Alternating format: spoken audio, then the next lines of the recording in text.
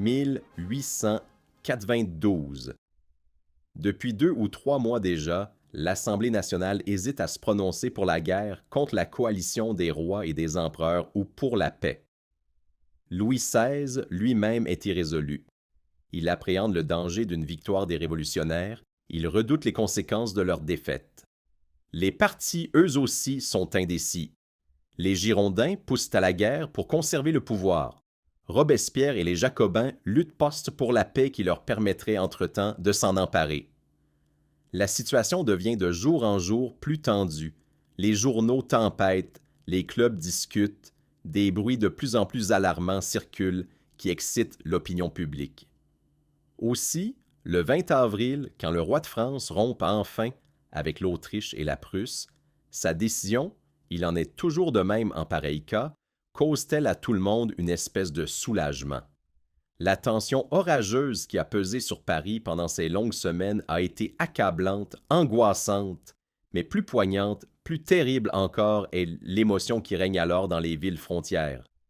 Les troupes bivouaquent dans chaque cité, chaque village en équipe des volontaires et des gardes nationaux. Partout on met les forteresses en état, en Alsace surtout, où les gens savent que leur territoire, comme dans tous les conflits franco-allemands, sera le théâtre des premiers engagements.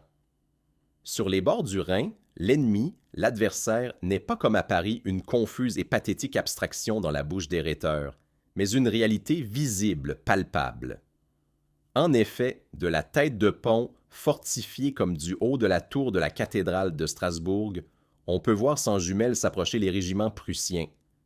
La nuit, par-dessus le fleuve qui scintille, indifférent, au clair de lune, le vent fait entendre le bruit des chariots, de l'artillerie ennemie, le cliquetis des armes, les sonneries des trompettes. Chacun sait qu'il suffit d'un simple décret, d'un simple mot pour que les éclairs et le tonnerre jaillissent aussitôt de la gueule silencieuse des canons prussiens et que reprenne la vieille lutte entre l'Allemagne et la France au nom, cette fois, de la liberté d'un côté et de l'autre en celui de l'ancien ordre de choses. Quelle journée incomparable, donc, que celle du 25 avril 1792, où des estafettes apportent de Paris à Strasbourg la nouvelle que la guerre est déclarée. De toutes les rues, de toutes les ruelles, le peuple afflue aussitôt sur les places publiques. La garnison tout entière défile en tenue de campagne dans une dernière revue, régiment par régiment. Sur la Grand-Place, le maire Dietrich l'attend, ceint de son écharpe tricolore, la cocarde au chapeau, qu'il agite pour saluer les soldats. Fanfares et roulements de tambours invitent l'assistance au silence. Sur les places, puis sur toutes les autres, Dietrich lit le texte de la déclaration de guerre en français et en allemand. Sa lecture terminée, la musique militaire attaque le Ça ira, le premier chant de guerre, hymne provisoire de la Révolution, une sorte d'air de danse, joyeux, moqueur, entraînant auquel les régiments qui partent communiquent à leur cadence martiale.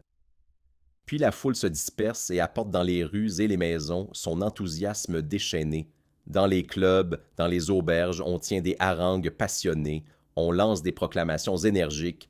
Aux armes, citoyens, l'étendard de la guerre est déployé, le signal est donné. Journaux, affiches, orateurs ne font plus que répéter d'ardents appels du même genre. Aux armes, citoyens, qu'ils tremblent donc, ces tyrans couronnés, marchons, enfants de la liberté. La masse accueille toujours une déclaration de guerre par de bruyants cris d'allégresse, mais, en de tels moments, d'autres voix parlent également, plus douces, plus isolées. L'inquiétude, la peur veillent aussi en ces minutes-là. Seulement elles s'expriment tout bas, dans le secret des volets clos, à moins qu'elles ne gardent de fermer leurs lèvres blêmes. Toujours et partout, il y a alors des mères qui se demandent si les soldats ennemis n'égorgeront pas leurs enfants. Il y a des paysans qui tremblent pour leurs terres, leurs troupeaux, leurs moissons, leurs chaumières.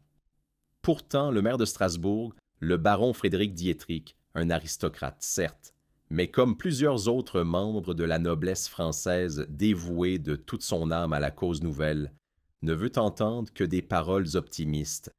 Intentionnellement, il transforme ce jour en une réjouissance publique. La poitrine barrée de son écharpe, il court d'un groupe à l'autre pour enflammer la population. Il fait distribuer du vin et des vivres aux soldats paix qui partent. et le soir il convie dans sa spacieuse demeure de la place de Broglie les généraux, les officiers et les hauts fonctionnaires à une fête d'adieu, à laquelle l'enthousiasme donne prématurément le caractère d'une fête de la victoire. Les généraux, sûrs de vaincre comme tous les généraux, président. Les jeunes officiers, qui voient se réaliser dans la guerre la signification de leur vie, parlent librement. On s'exalte mutuellement. On lève les épées, on s'embrasse, on trinque, et l'excellence des vins rend les discours de plus en plus passionnés.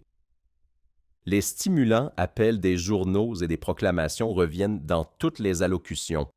Aux armes, citoyens! Maintenant que l'étendard de la victoire est déployé, le jour est venu de promener ces trois couleurs à travers le monde. Que chacun donne le meilleur de soi pour le roi, pour le drapeau, pour la liberté. C'est la voix de la nation que l'on entend, la voix du pays tout entier qui aspire à s'unir saintement dans sa foi en la victoire et dans son exaltation pour la cause de la liberté. Tout à coup, au milieu des toasts et des speeches, le maire se tourne vers un jeune capitaine du génie du nom de Rouget, assis à côté de lui. Il s'est souvenu que cet affable et sympathique, sinon élégant officier avait, 6 mois plus tôt, à l'occasion de la proclamation de la Constituante, composé un hymne fort agréable à la liberté, aussitôt harmonisé par le gagiste Pleyel. Cette œuvre sans prétention s'était révélée jouable. La musique et les chœurs militaires l'avaient étudiée et exécutée sur la place publique. La déclaration de guerre et le départ des troupes ne pourraient-ils pas donner lieu à un semblable festival? C'est du ton tranquille dont on sollicite un service d'un ami que Dietrich demande au capitaine Rouget de l'Isle, qui se nomme tout simplement Rouget et s'est anobli lui-même, s'il n'allait pas profiter des événements patriotiques que l'on traversait pour composer quelque chose, un chant de guerre, par exemple, pour l'armée du Rhin qui devait marcher le lendemain contre l'ennemi. Rouget, homme modeste et insignifiant, qui ne s'est jamais cru un grand poète et encore moins un grand compositeur, se sait pourtant capable d'écrire au courant de la plume des couplets de circonstance. Il accepte pour se rendre agréable aux hauts fonctionnaires et à l'excellent ami. Oui, il va essayer. « Bravo, Rouget !»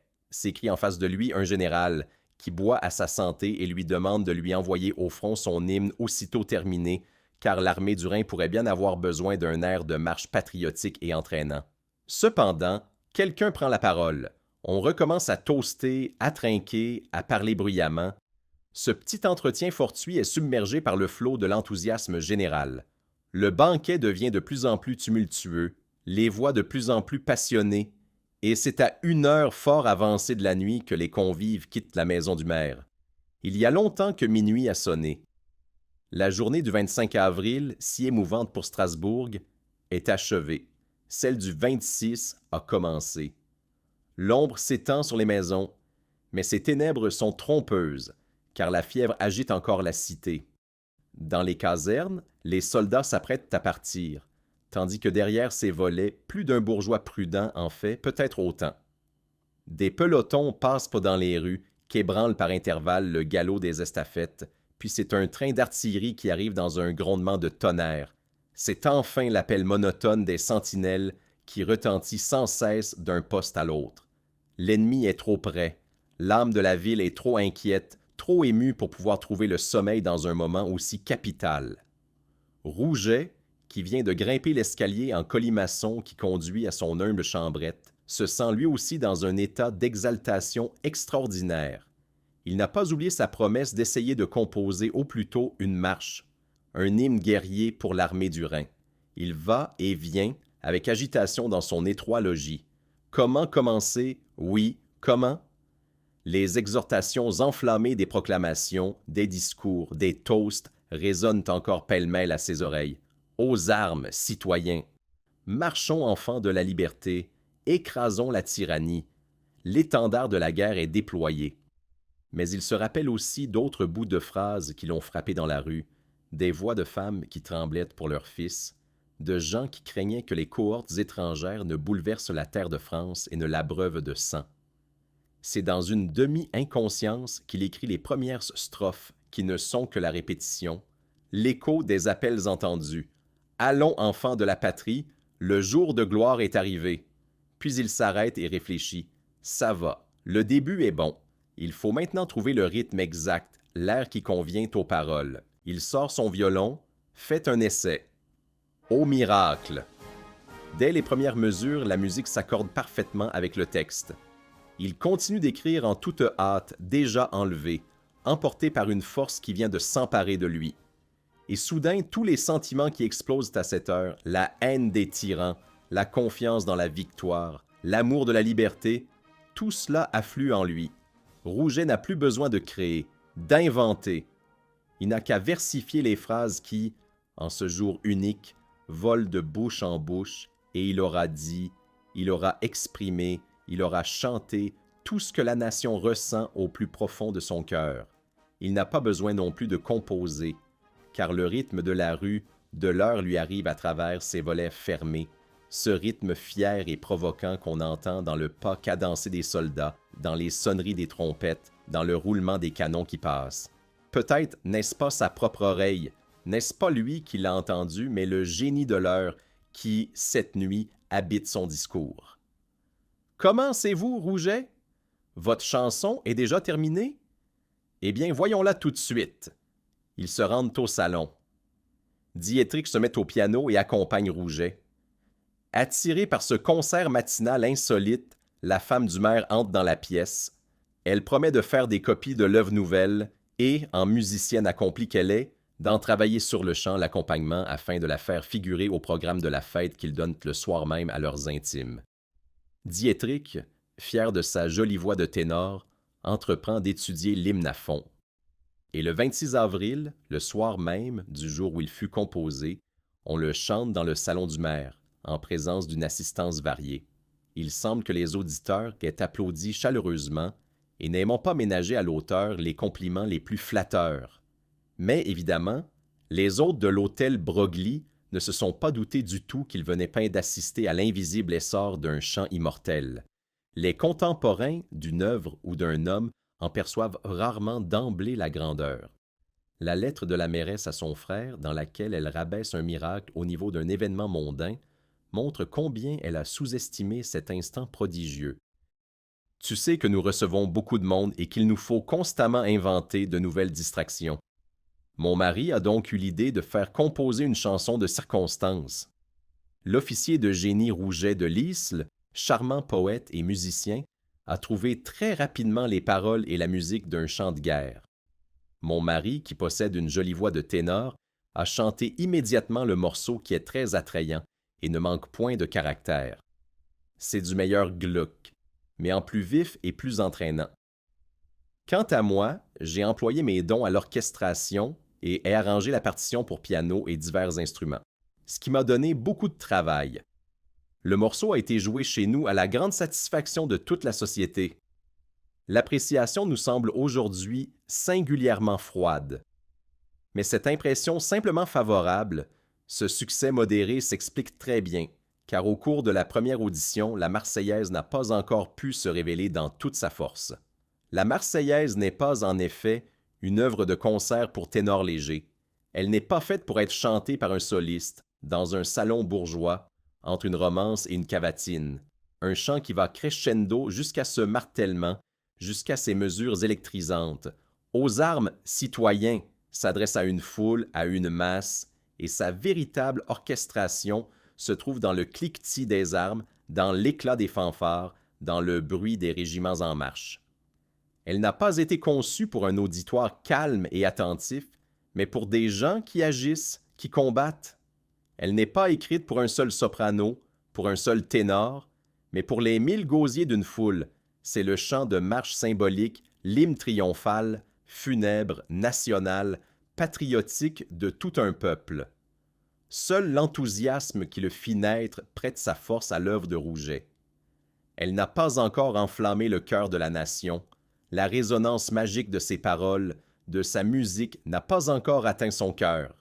L'armée ne connaît pas encore son chant de marche et de victoire. La Révolution son immortel péant.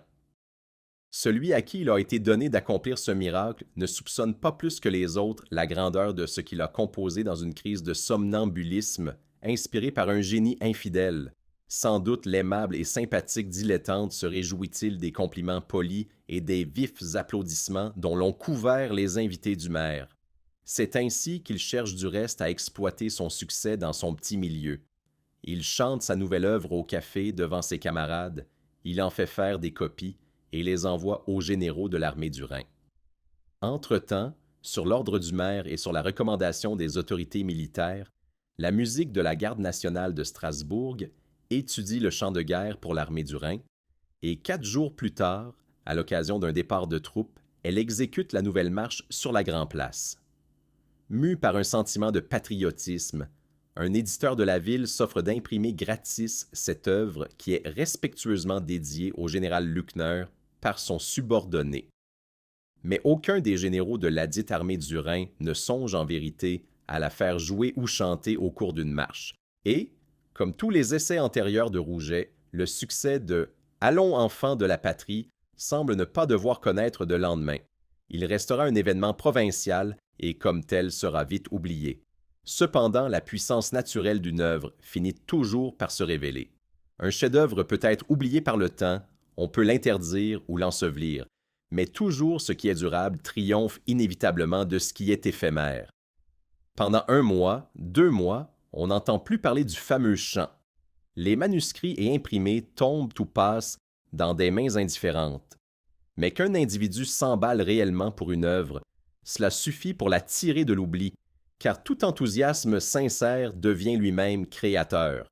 À l'autre bout de la France, à Marseille, le Club des Amis de la Constitution donne le 22 juin un banquet en l'honneur du départ des volontaires.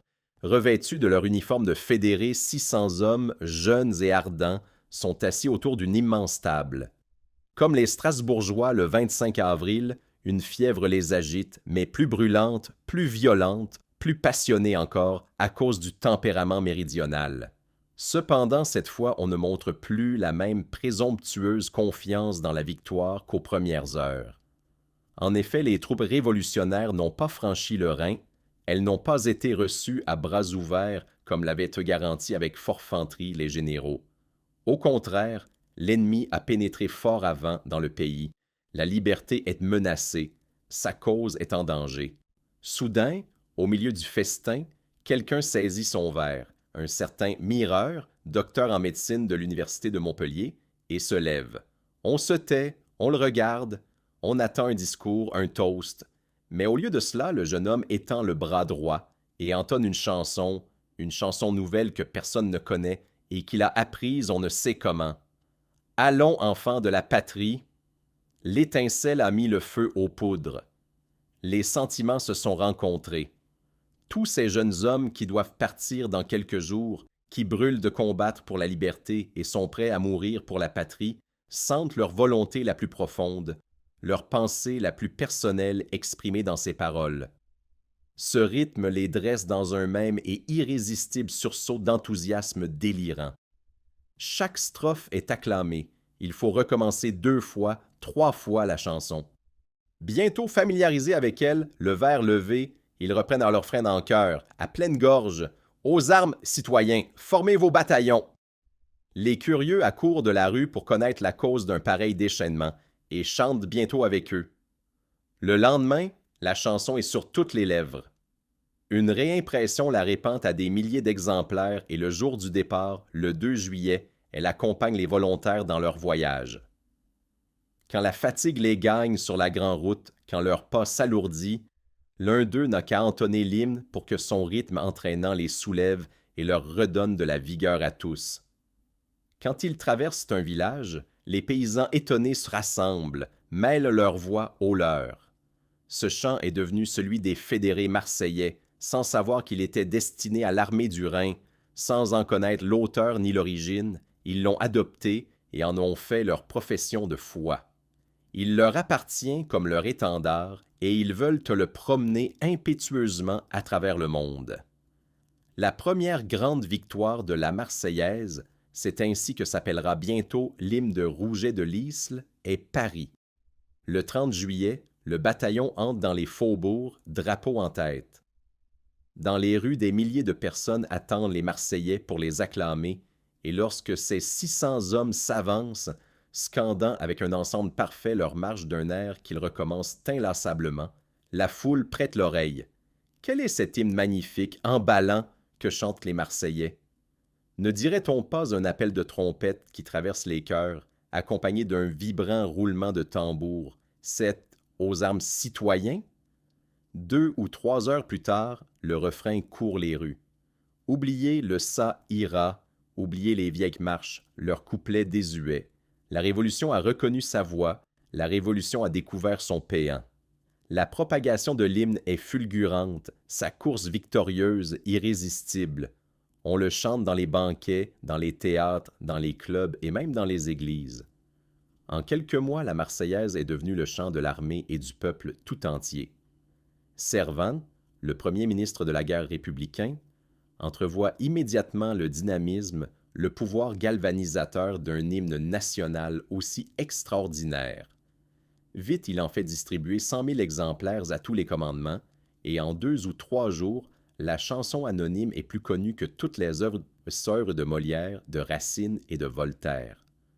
Point de fête qui ne se termine par la Marseillaise, point de bataille qui ne s'engage sans que la musique des régiments attaque l'hymne de la liberté. À Jemappes et à Fleurus, les troupes s'assemblent pour l'assaut décisif en le chantant en chœur. Et les généraux ennemis, qui ne connaissent d'autres moyens pour stimuler leurs soldats que la classique double ration d'eau-de-vie, s'aperçoivent avec effroi qu'ils n'ont rien à opposer à la puissance bouleversante de cet hymne terrifiant, lorsque jaillissant de plusieurs milliers de gosiers, vagues sonores et frémissantes, ils déferlent sur leurs hommes. Elle plane à présent sur tous les champs de bataille, la Marseillaise, la Niké, la déesse ailée de la victoire, entraînant d'innombrables vies humaines vers une mort enthousiaste. Pendant ce temps, Rouget, l'obscur officier du génie, se trouve dans la petite garnison de Huningue et continue bravement à travers fortifications et retranchements. Peut-être a-t-il déjà oublié le chant de guerre pour l'armée du Rhin qu'il a composé en cette nuit lointaine du 26 avril 1792, et est-il bien loin de soupçonner, quand les gazettes parlent de cet hymne guerrier qui a conquis Paris, que le glorieux chant des Marseillais et le sien ne font qu'un. Car, ô cruelle ironie du destin, l'homme qui a écrit cet hymne qui retentit sous les cieux, qui monte jusqu'aux étoiles, est toujours l'humble soldat de naguère. Personne en France ne se soucie du capitaine Rouget de l'Isle. La plus gigantesque gloire qu'ait jamais connue une chanson demeure tout entière à cette chanson, sans que la moindre parcelle en rejaillisse sur son auteur. Son nom ne figure pas sur les partitions, et lui-même resterait complètement ignoré des maîtres de l'heure s'il ne se désignait pas à leur colère. Car, paradoxe génial comme seule l'histoire sait en inventer, le créateur de l'hymne révolutionnaire n'est pas un révolutionnaire. Au contraire, lui qui a hâté plus qu'aucun autre la Révolution par sa chanson immortelle, voudrait maintenant l'endiguer de toutes ses forces. Quand le peuple de Paris attaque les Tuileries au chant de la Marseillaise et dépose le roi, Rouget de l'Isle ne comprend plus la Révolution. Il refuse de prêter serment à la République et préfère quitter l'armée que de servir les Jacobins. La liberté chérie, qu'il invoque dans un de ses couplets, n'est pas un vain mot pour cet homme sincère. Il ne se dresse pas moins contre les chefs de la Convention que contre les tyrans couronnés de l'autre côté de la frontière. Et il manifeste ouvertement son antipathie pour le comité de salut public quand son ami Dietrich, le parrain de la Marseillaise, quand le général Luckner auquel elle fut dédiée, quand tous les officiers et les aristocrates qui furent ses premiers auditeurs au cours de la mémorable soirée du 26 avril sont traînés à la guillotine. On se trouve bientôt en présence de cette situation grotesque. Le chantre de la Révolution est emprisonné comme contre-révolutionnaire. Seul, peut-être, le 9 Thermidor, date de la chute de Robespierre en ouvrant les prisons, a empêché la Révolution française de livrer au rasoir national le poète de son chant immortel. C'eût été en tout cas une mort héroïque au lieu du lamentable enlisement dans les ténèbres qui attend Rouget. L'infortune survit en effet plus de 40 ans au seul jour véritablement créateur de sa vie. On lui a retiré son uniforme, il ne touche pas de pension, ses poésies, ses livres, ses opéras ne sont pas imprimés, ne sont pas joués ou ne lui rapportent rien.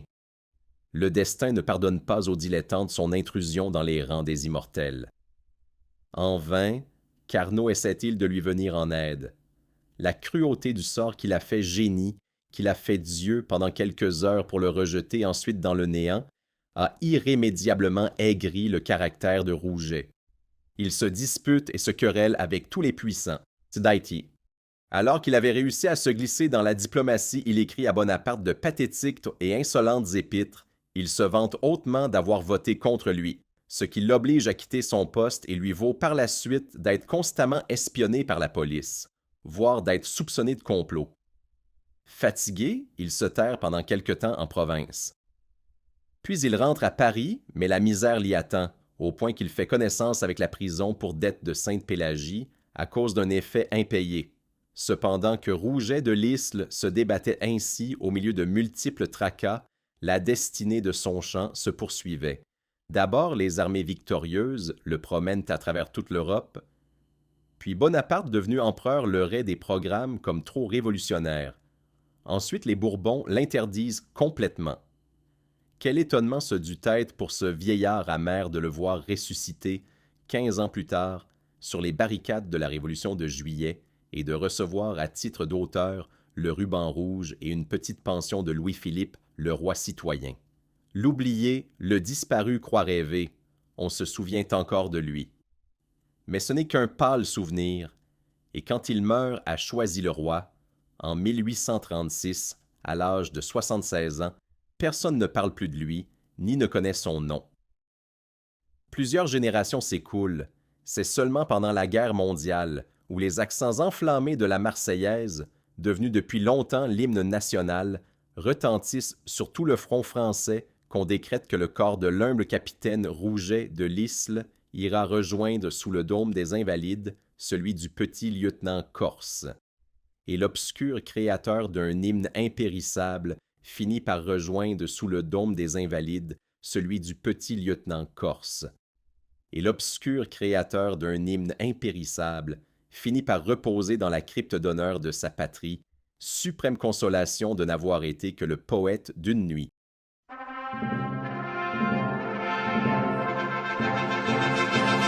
Allons enfants de la patrie, le jour de gloire est arrivé.